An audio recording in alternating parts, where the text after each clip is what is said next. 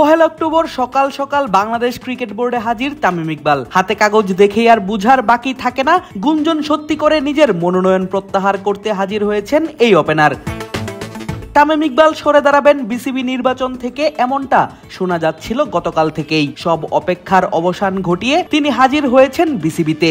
আর নিজের মনোনয়ন প্রত্যাহারের পেছনের কারণও জানিয়েছেন সাবেক এই ওপেনার। বলেছেন, বিসিবি নির্বাচন নিয়ে যা হচ্ছে তা আসলে কোনোভাবেই ক্রিকেটের সাথে যায় না। এই নোংরামির অংশ হতে চান না তিনি। যখন যেমন মনে হচ্ছে, যখন যা মনে হচ্ছে তখন তা করা হচ্ছে, এটা আসলে ইলেকশন না, এটা ইলেকশন না। আর ক্রিকেটের সাথে জিনিসটা কোনো দিক থেকেই মানায় না।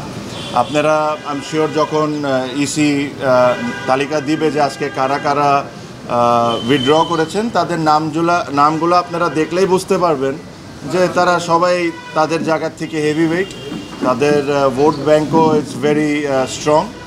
এটা হলো আমাদের একটা ওয়ে অফ প্রোটেস্ট, যে এখান থেকে এসে যে এই নোংরামির পার্ট আমরা থাকতে পারবো না।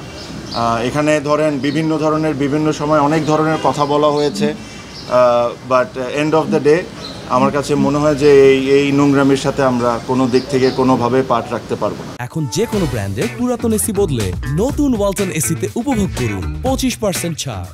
পাশাপাশি তামিম জানান, বাংলাদেশের ক্রিকেট বা বাংলাদেশের ক্রিকেটের ভক্তরা এটা কোনোভাবেই ডিজার্ভ করে না। যা হচ্ছে এই নির্বাচনকে ঘিরে তা নিয়ে বিস্তারিত কথা বলবেন বলেও জানান দেশের ক্রিকেট ইতিহাসের সেরা এই ওপেনার। আর সেকেন্ডলি আমি একটা জিনিস সবসময় বলছি, ক্রিকেট, বাংলাদেশ ক্রিকেট এটা ডিজার্ভ করে না, বাংলাদেশের ক্রিকেট ফ্যানরাও এটা ডিজার্ভ করে না।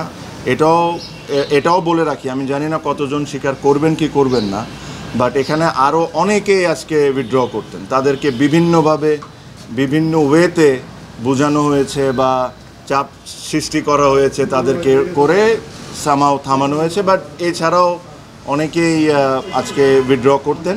তাও 15 জন যদি আজকে করে থাকেন, যদি আমি রাইট হয়ে থাকি, এটা একটা সিগনিফিক্যান্ট নাম্বার।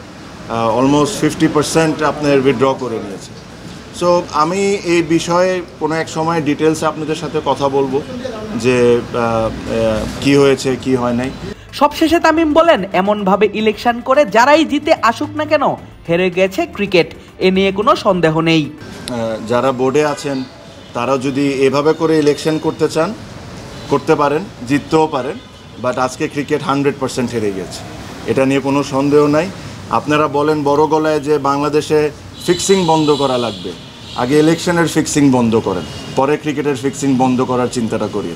সো আমার এর চেয়ে বেশি কিছু বলার নাই। আমার কাছে মনে হয় যে এটা স্পষ্টভাবে ক্লিয়ার সবার কাছে, কারা কারা কোন সময় কারা কারা কোন ধরনের ইনভলভমেন্ট এখানে রেখেছেন, কী ধরনের ইন্টারফারেন্স হয়েছে, নিয়ম ইচ্ছামতো কত সুবিধার মতো যে সময় দরকার ও সময় চেঞ্জ করা হয়েছে।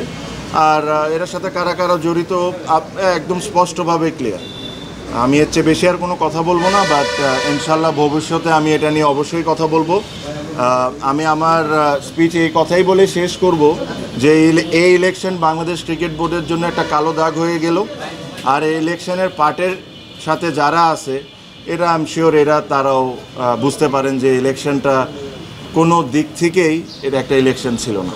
শুধু তামিম ইকবাল নন, 1 অক্টোবর বিসিবি নির্বাচন থেকে নিজেদের নাম প্রত্যাহার করেছেন আরো 14 জন কাউন্সিলর। ঢাকার বিভিন্ন ক্লাবের মোট 15 জন কাউন্সিলর নিজেদের নাম সরানোয় নতুন করে বিতর্ক দেখা দিয়েছে এই নির্বাচনকে ঘিরে। এবার দেখার পালা এমন পরিস্থিতিতে কোন পথে হাঁটে বিসিবির ইলেকশন কমিশন, সেটা জানতে অবশ্য দর্শকদের অপেক্ষা করতে হবে আরো কিছুটা সময়। আদিব আশরাফ, ক্রিক ফ্রেন্জি।